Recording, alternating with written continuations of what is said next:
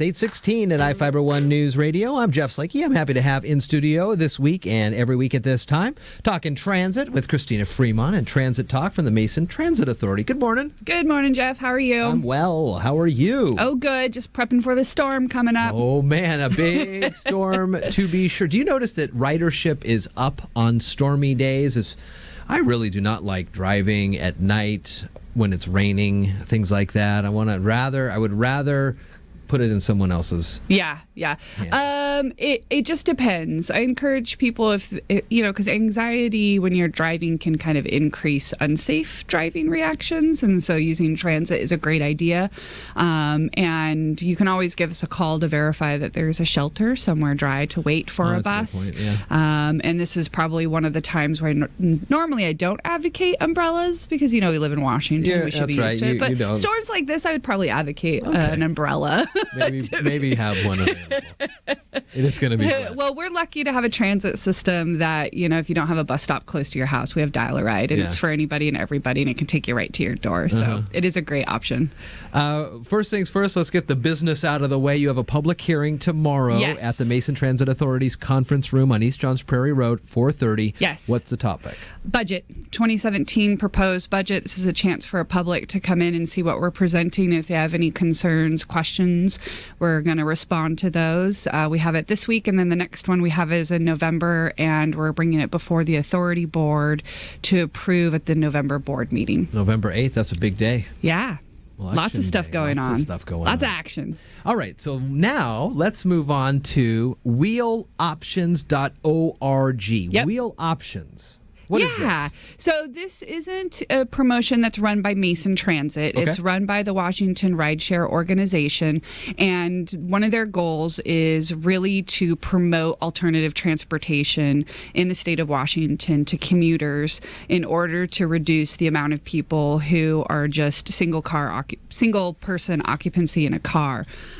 So what this is it's a promotion to try and get folks who maybe wouldn't normally think about using alternative options to do so, because of course there's prizes. Oh, well, hey, sign me up. Yeah. So like you said, wheeloptions.org is where someone would go to for more information and to sign up. And what it is you have to log at least 6 days of commuting using an alternative transportation mode. And that could be riding the bus. Mm-hmm. It could be carpooling. It could be walking, riding your bike. It could also be talking to your boss about telecommuting and maybe working from home one day, because that's pulling cars off the road. Sure. Or reducing from a 5-day work week to a 4-day work week and doing 4/10s. So if you can log at least 6 days, up to 12, by, I think the last date to log is November, maybe also 8th. November 8th is like the day. It's November 7th. You get entered in to win. Grand prize is a $2,500 MasterCard gift card. Whoa. Yeah.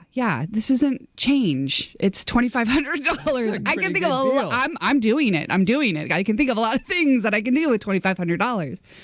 But that's not it. You also get a $1,000 retail value train tickets for the sleeper train for Amtrak, and you get to choose to either go to Glacier National Park in Montana or Klamath Falls, Oregon. Whoa. Yeah. So when you told me that earlier before we were just on the air, I just assumed it would be either Montana, one of the best train trips. It's supposed to be one of the best, most beautiful train trips from Washington and anywhere. Okay. But it's from us over to Montana. And then I thought you were just going to say down to Portland. But that'd be a good one. Yeah, so you get to pick between either one of them. All right. And then there's other prizes as well, as far as now not as fantastic as grand prize, but still a $500 MasterCard rewards card. And then there's other little $50 gift cards to Home Depot, Lowe's, Fred Meyer, all sorts of stuff. And so, I mean, if you think about it, really relatively easy to be entered into this contest. Yeah. And because it's not like you just have to ride the bus to get entered in. It can be multiple of things. And then it's not just Mason County folks. So for anybody listening outside of Mason County, it's anybody in the state of Washington. And I think it's a really neat program. I hope that folks are encouraged to enter that. Is Washington State on the higher end of folks who use alternative transportation? I know that we're one of the highest rates of van pool in the nation. We have a very successful van pool program in the state of Washington.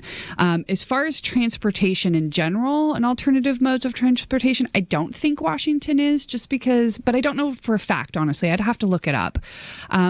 I feel, just off what I know and making an assumption, I would think places with higher population and more urban areas where they have more high frequency transit probably has a higher rate of usage. But if you look at per capita and compare, I would say that we're close. You can follow Mason Transit on Twitter at Mason Transit, where they tweet out things like information about tomorrow's budget hearing. It's, again, an important thing for folks who like and want to know more about Mason Transit. You can also find them on the Facebook, and there are links to the various YouTube videos that have been going on. How's things down at the Transit Community Center? Everything's going good. We're negotiating the last contracts to fill the last 2 places. We're projecting that we're going to be completely full by the end of the year. And I'm going to sidebar off for a moment because I want to make sure to mention to folks who happen to be riders that there is a change in how we have decided to do service on Veterans Day and the day after Thanksgiving. We were really hoping to provide full service this year on those 2 days. In the past, typically we've provided a reduced level of service. They're federal holidays, and that looks like Saturday service. Unfortunately, we are going to revert back to what we've done in the past, and we're doing Saturday service on those days. We just don't have the capacity to do it. We don't have a right amount of drivers. We don't have the right amount of ridership. It's a whole multitude of things that are going into that decision. But I wanted to make sure and put that out there because it's in our schedule books in the front page under what's new. It's like, hey, we're going to be doing full service on these 2 days, and we're not. So rider alerts will go out, of course, as we get closer to the date. Stuff will be posted down at the Transit Community Center, and as you said, Twitter, Facebook, that kind of thing. But I just wanted to get that out there now. Dial-A-Ride on those days? Or? Dial-A-Ride's available on those days, but again, it's a lower level of service. It's Saturday service. So. Okay. Christina Fremont from the Mason Transit Authority. Always good talking with you about these issues. I like talking transit. Yeah, thanks, Jeff.